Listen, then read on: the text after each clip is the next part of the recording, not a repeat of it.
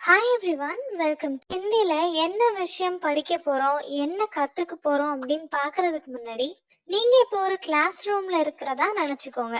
இப்போ இந்த கிளாஸ் ரூம்ல நம்ம முக்கியமான ஹிந்தி சென்டென்சஸ் சில பேச கத்துக்க போறோம். ஸோ உடனே உங்க நோட்டும் பேனாவும் எடுத்துக்கிட்டு நீங்க நோட்ஸ் எழுத கூட ஆரம்பிச்சுக்கலாம். இது ஏன் நான் கிளாஸ் ரூம்ல படிக்கிற மாதிரி அப்படின்னு சொல்றேன்னா, டைரக்டா நம்ம ஒரு வாக்கியத்துக்குள்ள இன்னைக்கு போகல. அந்த வாக்கியம் எப்படி அமைக்கணும்னு ஒரு ஃபார்முலா சொல்லித்தரேன். என்னென்ன வார்த்தைகள் யூஸ் பண்ணணும்னு சொல்லித்தரேன். அதுக்கப்புறமே நம்ம வாக்கியத்துக்கு போகலாம்.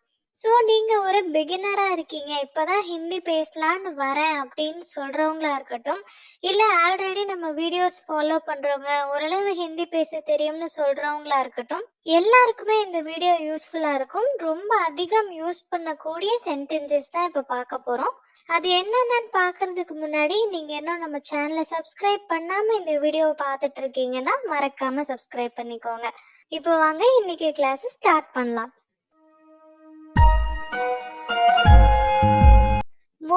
எடுத்தோன்னே நம்ம ரெண்டு வார்த்தைகள் படிக்க போறோம். ஒண்ணு தமிழ்ல நம்ம சொல்லக்கூடிய எனக்கு, ரெண்டாவது தமிழ்ல நம்ம யூஸ் பண்ணக்கூடிய வேண்டும்.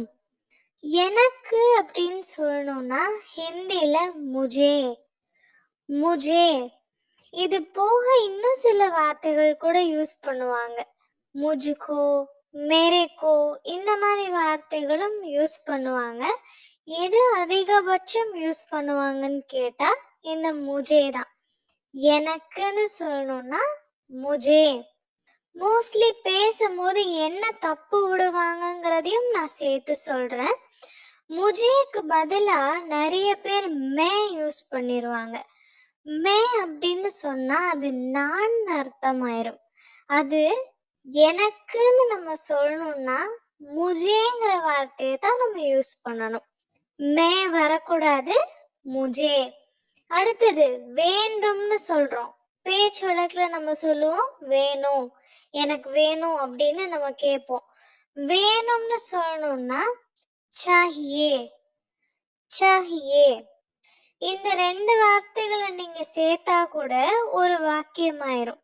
எனக்கு வேணும், முஜே சாஹியே, முஜே சாஹியே.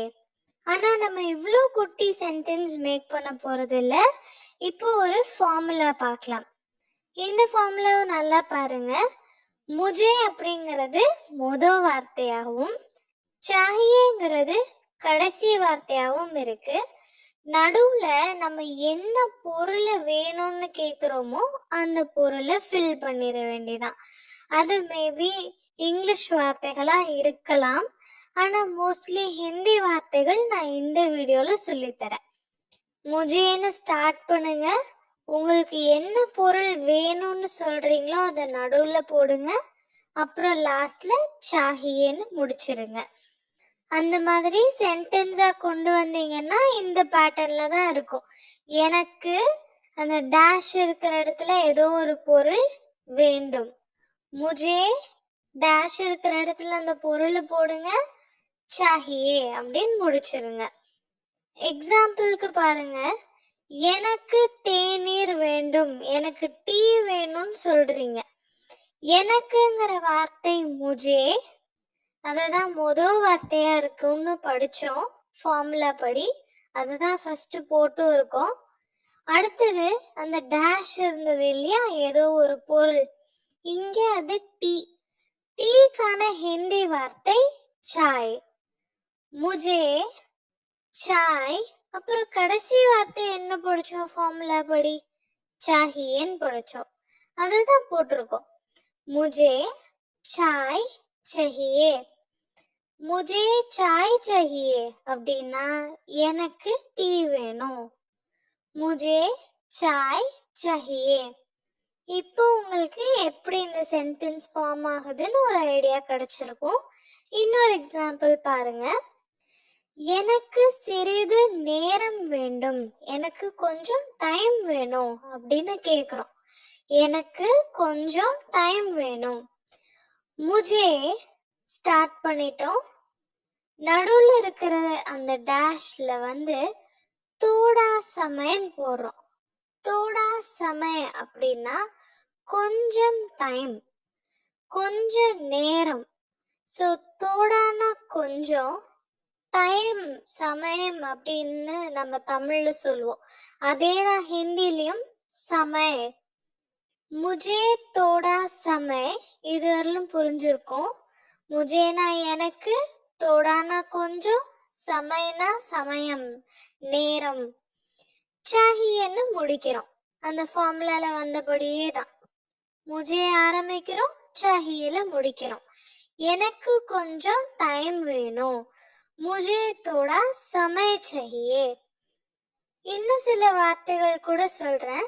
சமய பதிலா டைம்னே நிறைய ஹிந்திக்காரங்க யூஸ் பண்ணிப்பாங்க. அப்படியும் நீங்க சொல்லலாம். தோடா டைம் சாஹியேன்னு சொல்லலாம். அப்படி இல்லைன்னா இந்த வக்துன்னு ஒரு வார்த்தை யூஸ் பண்ணுவாங்க. வக்து, வக்துனாலும் சமயனாலும் ஒண்ணுதான். ரெண்டுமே நேரம் தான் அர்த்தம். ஸோ நீங்க எப்படி வேணாலும் யூஸ் பண்ணிக்கலாம். மூணாவது எக்ஸாம்பிள், எனக்கு இன்று விடுப்பு வேண்டும். அதாவது எனக்கு இன்னைக்கு லீவ் வேணும்னு கேக்குறீங்க. இது நீங்க ஸ்கூல்ல, காலேஜ்ல, ஆஃபீஸ்ல எங்க கேக்குறதா இருந்தாலும் ஹிந்தில मुझे आज छुट्टी चाहिए, मुझे आज छुट्टी चाहिए. मुझेனா எனக்கு. பாருங்க, ஸ்டார்டிங் முஜே, எண்டிங் சாஹியே. இதுக்கு நடுவுல என்ன போட்டிருக்கோம்? இன்று லீவு, இன்று விடுப்பு. இந்த ரெண்டு வார்த்தைகளுக்கும் ஹிந்தி வார்த்தை நம்ம தெரிஞ்சுக்கணும். இன்றுனா ஆஜ், லீவ் இருக்கு இல்லைங்களா, விடுப்பு, அதுக்கு சுட்டி. முஜே ஆஜ் சுட்டி चाहिए, முஜே ஆஜ் சுட்டி चाहिए.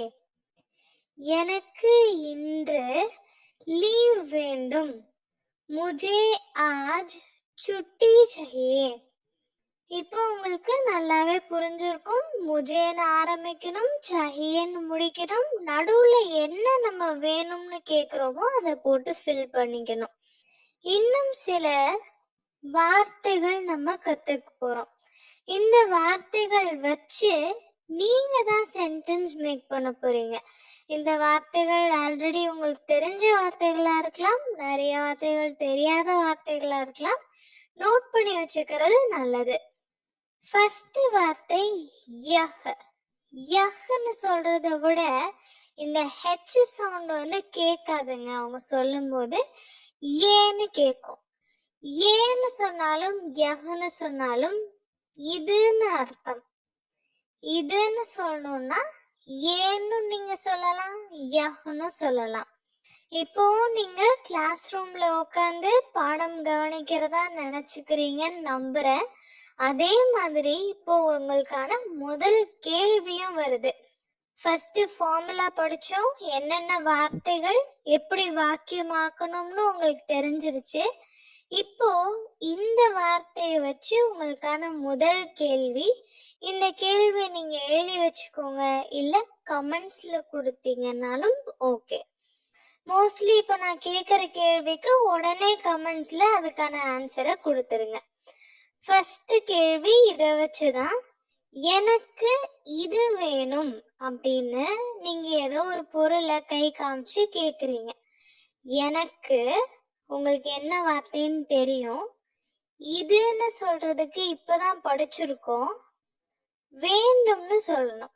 எனக்கு இது வேண்டும் அப்படின்னு சொல்றீங்க. இதான் முதல் கேள்வி.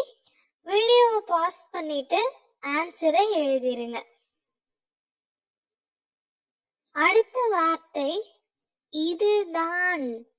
இது கிடையாது, ரொம்ப அழுத்தமா சொல்றோம் இதுதான் அப்படின்னு. அதுக்கு என்ன சொல்லணும்னா யஹி. யஹி. யஹ்ங்கிற வார்த்தையை எப்படி மாத்திருக்கோம் பாருங்க, யஹின்னு மாத்திருக்கோம். இப்போ உங்களுக்கான ரெண்டாவது கேள்வி. எனக்கு இது வேண்டும்னு முதல் கேள்வி. ரெண்டாவது எனக்கு இதுதான் வேணும். குழந்தைகள்லாம் அடம் பிடிச்சு கேக்குற மாதிரி எனக்கு இதுதான் வேணும். ஸோ என்னென்ன வார்த்தைகள் வரும்னு யோசிச்சுக்கோங்க. ஃபர்ஸ்ட் வார்த்தை லாஸ்ட் வார்த்தை அதாக தான் இருக்க போகுது. நம்ம ஃபார்முலாவில் படிச்சபடியே தான் இருக்க போகுது. நடுவில் இருக்க வார்த்தையை நீங்கள் யூஸ் பண்ணிக்கோங்க. மூணாவது வார்த்தைக்கு போகிறோம். கரம் பானி.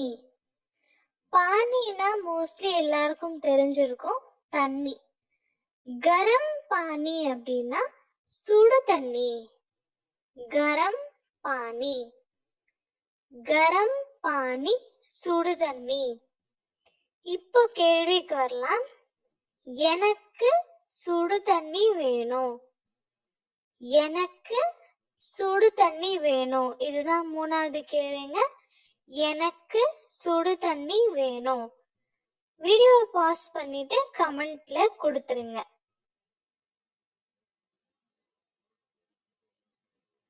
நெக்ஸ்ட் வார்த்தை சுகூன்.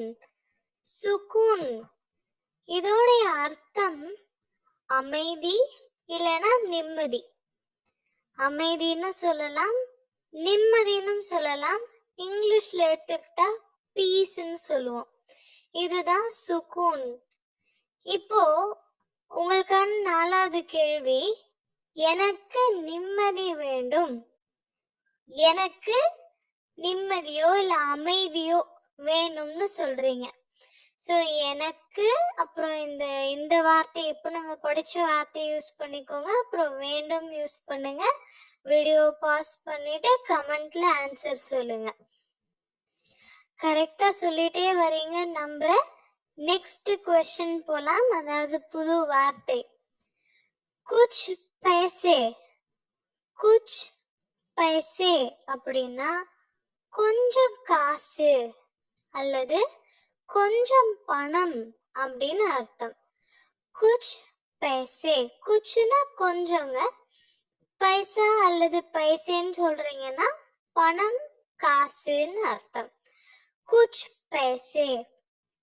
அடுத்த கேள்வி உங்களுக்கு, எனக்கு கொஞ்சம் பணம் வேண்டும். எனக்கு கொஞ்சம் பணம் வேணும் அப்படின்னு நீங்க யார்கிட்டயோ கேக்குறீங்க. எப்படி கேட்பீங்கன்னு உங்களால இப்போ சொல்ல முடியும். ஸோ அதுக்கான ஆன்சரை கமெண்ட்ல கொடுத்துருங்க. அடுத்து நம்ம கத்துக்க போற வார்த்தை நௌக்கரி. நௌக்கரி அப்படின்னா வேலைன்னு அர்த்தம். வேலைன்னா காம்னு தெரியும். இது என்ன நௌக்கரின்னு நீங்க யோசிக்காதீங்க. காமுங்கிற வேலையை விட நௌக்கரிங்கிற வார்த்தை எதை குறிக்குது அப்படின்னா உத்தியோகத்தை குறிக்குது. ஏதோ ஒரு ஜாப் குறிக்குது. வேலைங்கிறது ஒர்க்குன்னா நீங்க காம்னு சொல்லலாம். இதே நீங்க ஒரு உத்தியோகம் பாக்குறீங்க இல்லையா, அத நௌக்கரின்னு சொல்லணும். ஸோ உங்களுக்கு அடுத்த கேள்வி, எனக்கு வேலை வேணும்னு கேக்குறீங்க. எனக்கு வேலை வேண்டும். ஸோ வேலைக்கான வார்த்தை நீங்க நௌக்கரி யூஸ் பண்ணிக்கலாம். ஃபுல் சென்டென்ஸை கமெண்ட்ஸ்ல கொடுங்க. நெக்ஸ்ட் வார்த்தைக்கு வந்துட்டோம். और कुछ. और कुछ இதுக்கான அர்த்தம் இன்னும் கொஞ்சம். இன்னும் கொஞ்சம். ஸோ ஆர்னா ரெண்டு அர்த்தங்கள் இருக்கு. ஒரு அர்த்தம் மற்றும்னு சொல்றது, இது மற்றும் அது. இந்த மாதிரி மற்றும் சொல்லும் போது அவர் சொல்லுவோம். இன்னொரு அர்த்தமும் இருக்கு, அது இன்னும். அப்போ और कुछன்னு சொன்னா இன்னும் கொஞ்சம்னு அர்த்தம். நீங்க ஏதாவது வாங்கி சாப்பிடுறீங்க, எனக்கு இன்னும் கொஞ்சம் வேணும்னு கேட்கணும். எனக்கு இன்னும் கொஞ்சம் வேண்டும். இதுதான் உங்களுக்கான அடுத்த क्वेश्चन. இதுக்கான ஆன்சர் உங்களால சொல்ல முடியும், கமெண்ட்ஸ்ல எழுதிருங்க. எனக்கு இன்னும் கொஞ்சம் வேணும். ஓகேங்க. ஸோ இந்த டைப் ஆஃப் சென்டென்ஸ்க்கு நல்லாவே ப்ராக்டிஸ் எடுத்துக்கிட்டாச்சு. முஜேன்னு ஆரம்பிக்கணும், சாஹியேன்னு முடிக்கணும். நிறைய வார்த்தைகள் நம்ம பிராக்டிஸ் பண்ணியாச்சு. இந்த வார்த்தைகளோடு சேர்த்து சென்டென்ஸ் நீங்க உருவாக்கி இருப்பீங்க. இதே மாதிரி இன்னொரு ஃபார்முலா சொல்றேன், இதையும் கவனமா பார்த்துக்கோங்க. முஜேன்னு ஆரம்பிக்கும், சாஹியேன்னு தான் முடியும். ஆனா இவ்வளவு நேரம் ஒரு பொருள் வேணும்னு கேட்டுட்டு இருந்தோம். எனக்கு காசு வேணும், எனக்கு தண்ணி வேணும், இந்த மாதிரி கேட்டுட்டு இருந்தோம். இப்போ ஒரு செயல் செய்ய வேண்டும்னு கேட்க போறோம். எனக்கு ஒரு செயலை செய்ய வேண்டும்னு கேட்க போறோம். அப்ப என்ன பண்ணணும்னு பாருங்க. முஜேன்னு ஆரம்பிங்க, அதுக்கு அடுத்து செயலை போடுங்க. நீங்க என்ன செயலை செய்யணும்னு ஆசைப்படுறீங்களோ, செய்யணும்னு கேக்குறீங்களோ அந்த செயலை போடுங்க. அது கூட நாங்கிற வார்த்தைய கட்டாயமா சேர்க்கணும். நான் அப்படிங்கிற வார்த்தைய செயலோட கண்டிப்பா சேர்க்கணும். அதுக்கப்புறம் சாஹிய போட்டுருங்க. ஆக மொத்தம் முன்னாடி மாதிரியே தான், முஜேல ஆரம்பிக்குது, சாஹியில முடியுது. நடுவுல மட்டும் ஒரு சின்ன சேஞ்ச், அந்த செயல் கூட நாங்கிற வார்த்தைய சேர்த்துக்கணும். இந்த சென்டென்ஸை பார்த்தீங்கன்னா உங்களுக்கு நல்லா புரியும். நான் போக வேண்டும், நான் போக வேண்டும். இந்த இடத்துல நீங்க யோசிக்கலாம், எனக்கு நான் தானே முஜே சொல்லி கொடுத்தீங்க, இங்க நான்னா இப்போ மே தானே வரும்னு. என்னதான் இது தமிழ்ல நான் போக வேண்டும் இருந்தா கூட நம்ம மேன்னு சொல்லி ஹிந்தில ஸ்டார்ட் பண்ணிடவே கூடாது. இந்த சாஹியில முடியுதுன்னா முஜே தான் அதோடைய ஸ்டார்டிங்கா இருக்கணும். அது நான் இருந்தாலும் நம்ம எனக்குன்னு எடுத்துக்கணும். சோ முஜே ஜானா சாஹியே, எனக்கு போக வேண்டும், நான் போக வேண்டும். இது ரெண்டுத்துக்குமே முஜே ஜானா சாஹியே, நான் அப்படிங்கிற வார்த்தைய ஜா கூட சேர்த்திருக்கோம். ஜா அப்படின்னா போவது, ஜானா அப்படின்னு சேர்த்திருக்கோம். அதுதான் ரொம்ப முக்கியமான விஷயம். முஜே ஜா சாஹியேன்னு சொல்லிடக்கூடாது, முஜே ஜானா சாஹியே. அதே மாதிரி ரெண்டாவது எக்ஸாம்பிள் பாருங்க. நான் படிக்க வேண்டும். படிப்பதுக்கான ஹிந்தி வார்த்தை பட். படிப்பது பட். நம்ம என்ன செய்யணும், அந்த செயல் கூட நாவை சேர்த்துக்கணும். அப்போ பட் மட்டும் போடக்கூடாது, பட் நான் போடணும். முஜே पढ़ना चाहिए, मुझे पढ़ना चाहिए. எனக்கு படிக்கணும், நான் படிக்கணும். மூணாவது எக்ஸாம்பிள் பாருங்க. நான் வேலை செய்ய வேண்டும், நான் வேலை செய்ய வேண்டும். இந்த இடத்துல முஜேன்னு ஆரம்பிக்கிறோம், சாஹியன் முடிக்கிறோம். அது தெளிவா தெரியுது நமக்கு. வேலைக்கான ஹிந்தி வார்த்தை காம். ஓகே, பொதுவா செய்யற வேலைகளுக்கு காம்னு சொல்லுவோம். உத்தியோகத்துக்கு தான் நௌக்கரி. பொதுவா செய்யக்கூடிய வேலைகளுக்கு காம்னு சொல்றோம். செய்யறதுக்கான ஹிந்தி வார்த்தை கர். அந்த கர்ரோட விடக்கூடாது, நம்ம நாவை சேர்த்துக்கணும். கர்னா அப்படின்னு மாத்திக்கணும். முஜே காம் கர்னா चाहिए, मुझे काम करना चाहिए. எனக்கு வேலை செய்யணும், நான் வேலை செய்ய வேண்டும். இது முஜே காம் கர்னா चाहिए அப்படின்னு மாத்திரோம். உங்களுக்கு புரியும் நினைக்கிறேன். जाना चाहिए, पढ़ना चाहिए, करना चाहिए. இந்த நாவை சேர்க்கிறது தான் இங்க முக்கியமான விஷயம். அடுத்த சென்டென்ஸ், நான் சீக்கிரம் தூங்கணும். मुझे जल्दी सोना चाहिए, मुझे जल्दी सोना चाहिए. मुझेனா எனக்கு, ஜல்தினா சீக்கிரம், தூங்குவதற்கான வார்த்தை சோ. அதோட நம்ம அப்படியே விட்டுறக்கூடாது இல்லையா, நாவை சேர்த்துக்கணும். सोना चाहिए. தூங்க வேண்டும். இந்த தூங்குறதுக்கான வார்த்தை சோ, செய்யறதுக்கான வார்த்தை கர், படிப்பதுக்கான வார்த்தை படு. இதெல்லாம் நம்ம ஞாபகம் வச்சே ஆகணுங்க. நீங்க ஒருவேளை ஹிந்திக்கு புதுசுன்னா இந்த வார்த்தைகள்ல வந்து வினை சொற்கள்னு சொல்லுவோம், வேர்ப்ஸ்ன்னு சொல்லுவோம். இதுக்காக தனியா நான் வீடியோஸ் போட்டிருக்கேன். அதை வேணா இந்த வீடியோவுடைய டிஸ்கிரிப்ஷன்ல உங்களுக்கு லிங்க்ஸ் கொடுக்குறேன். இந்த மாதிரி நம்ம ஒவ்வொரு நாளும் செய்யக்கூடிய செயல்களை ஹிந்தியில எப்படி சொல்றது, அந்த வேர்ப்ஸை ஹிந்தியில எப்படி சொல்றது அப்படிங்கறத அந்த வீடியோல டீட்டெயில்டா இருக்கும். அதை பார்த்து இந்த வார்த்தைகள்லாம் நீங்க கத்துக்கலாம். ஸோ இந்த சென்டென்ஸ் இன்னொரு முறை சொல்றேன். முझे ஜல்தி சோனா चाहिए. நான் சீக்கிரம் தூங்க வேண்டும். இல்ல எனக்கு சீக்கிரம் தூங்கணும் அப்படின்னு சொல்றது கூட முझे ஜல்தி சோனா चाहिए. தமிழ்ல இது ரெண்டு விதத்திலையும் சொல்லுவோம். அது வந்து நான் இருந்தாலும் எனக்குன்னு இருந்தாலும் ஹிந்தில நீங்க முझेன்னு தான் ஆரம்பிக்கணும், चाहिएன்னு தான் முடிக்கணும். இப்போ சில வார்த்தைகள் உங்களுக்கு நான் சொல்லித்தரேன். அந்த வார்த்தைகளை வச்சு சென்டென்ஸ் வாக்கியங்கள் நீங்க கொடுக்க போறீங்க. போன வாட்டி மாதிரியே தான், இப்போ கொஞ்ச நேரத்துக்கு முன்னாடி பண்ண மாதிரியே அதை நீங்க கமெண்ட் செக்ஷன்ல கொடுக்க போறீங்க. சோ இப்போ புதுசா பார்க்க போற வார்த்தை டிவி देखना. டிவி देखना அப்படின்னா டிவி பார்ப்பது. டிவி देखना டிவி பார்ப்பது. இப்போ உங்களுக்கான சென்டென்ஸ் நான் டிவி பார்க்க வேண்டும், இல்லனா எனக்கு டிவி பார்க்கணும். இதை நீங்க ஹிந்தியில எப்படி சொல்லுவீங்கன்னு உங்களால இப்போ சென்டென்ஸை ஃப்ரேம் பண்ணிட முடியும்.